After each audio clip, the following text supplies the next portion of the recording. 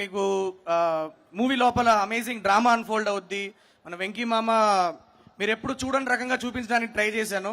75th film నా చేతికి ఇచ్చారు సార్. సో దాన్ని చాలా పెద్ద రెస్పాన్సిబిలిటీగా తీసుకొని వెంకీ మామని మీరు ఎలా చూడడానికి ఇష్టపడతారో అలానే ప్రజెంట్ చేశారు సినిమాలో. సో మీరు అందరూ January 13th వెళ్ళి నా అమేజింగ్ యాక్టర్స్ అందరూ కలిసి ఇచ్చిన సూపర్ పర్ఫార్మెన్సెస్ ని, వెంకీ మామ ఇచ్చిన అమేజింగ్ ఎక్స్పీరియన్స్ ని మీరు ఎక్స్పీరియన్స్ చేసి ఎంజాయ్ చేయండి. So I'm sure you all will have a lot of good time there.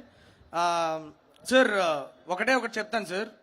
నేను ఈ సినిమా స్టార్ట్ చేయడానికి ముందు కమల్ హాసన్ ఫ్యాన్ అని చెప్పి చాలా చాలా ప్రౌడ్గా చెప్పుకునేవాడిని సార్. అందరు ఎవరంటే నాకు ఇక్కడ ఎవరు పెద్ద అంతలే, నాకు కమల్ హాసన్ అంటే చాలా ఇష్టం. చిన్నప్పటి నుంచి నేను కమల్ హాసన్ గారినే చూసి పెరిగానని. కానీ ఈ సినిమా ట్రావెల్ అంతా అయిపోయిన తర్వాత చెప్తున్నాను సార్, దీనమ్మ నేను మీ ఫ్యాన్ కూడా సార్. ఇవాళ ఈ సినిమా అయిపోయిన తర్వాత వెంకీ మామ సినిమా ఏం వచ్చినా ఫస్ట్ డే ఫస్ట్ షో మీతో పాటు కూర్చొని విజిలేస్తా sir.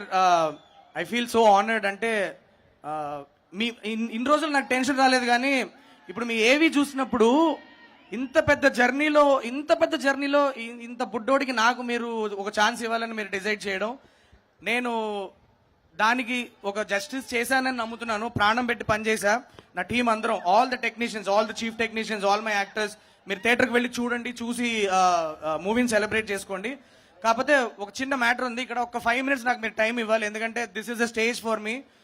This is my responsibility to say